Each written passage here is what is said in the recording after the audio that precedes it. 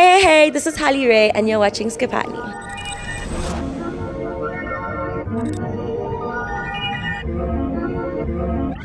So my new EPU that's out now is really kind of like this journey of love, the good, the bad, and the ugly. I wanted to create a project that was relatable for a lot of people, no matter what you were going through. I didn't just want to write like love songs, because love can be like beautiful, it can be really tough, it can be ugly, it can pull you through things. So that's what this EP is. This kind of like journey of love, where I feel like everyone has something that they can relate to within the story of what love is and that journey. Everyone thinks I'm in a relationship, but I feel like I write music just about like experience, but also like I'm surrounded by so much beautiful love all the time. Like I have like friends in beautiful relationships, and that really inspires me as well. There is like a lot of like heartbreak stuff and trying to recover after heartbreak, and it was personal for me, trying to write personal songs that I feel like people could relate to, and I knew to make something relatable it needed to be personal. Why did I choose You as the title? Because I felt like each song was about a you. I also wanted people to be able to listen to the music and feel like this is about this person that they think you're like their own version of you know? So that's kind of why I called it You, not just because obviously the title track is You, the single I released at the end of the year, but honestly it doesn't have anything to do with that. It's got more to do with the fact that each song is for a person or directed at a particular story of a you. I think with South African music, with South African dance music and house music, kind of what's happened is it became a little bit cheesy for a while. Yeah, for a while.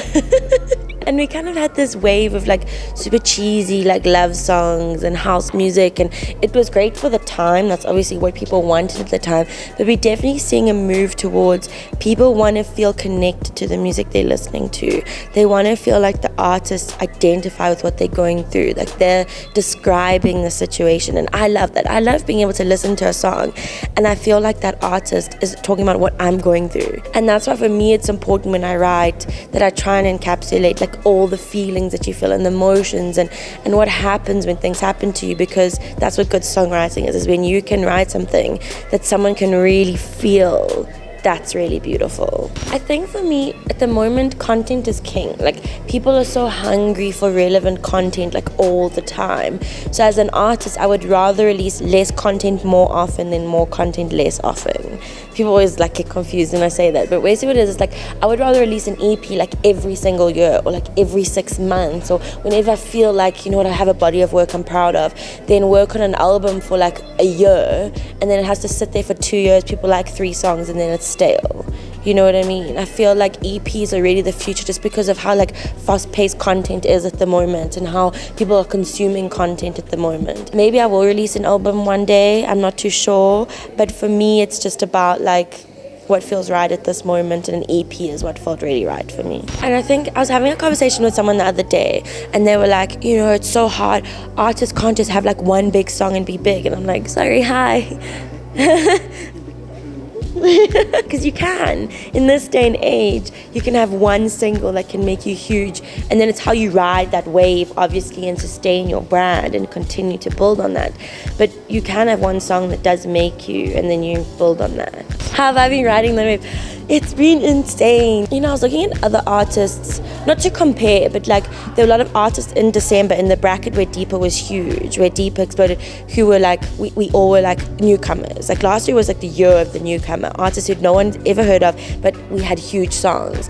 And there were only like 1 or 2 out of those artists that have actually sustained it, you know. If people say like, how did you do it? I don't really know. I think I just work incredibly hard. Like, there's no such thing as sleep in like my vocabulary, you know, like I just work and work and work because I feel like you have to capitalize on your time. Having a good team is so important. I'm like one of the luckiest artists in the industry.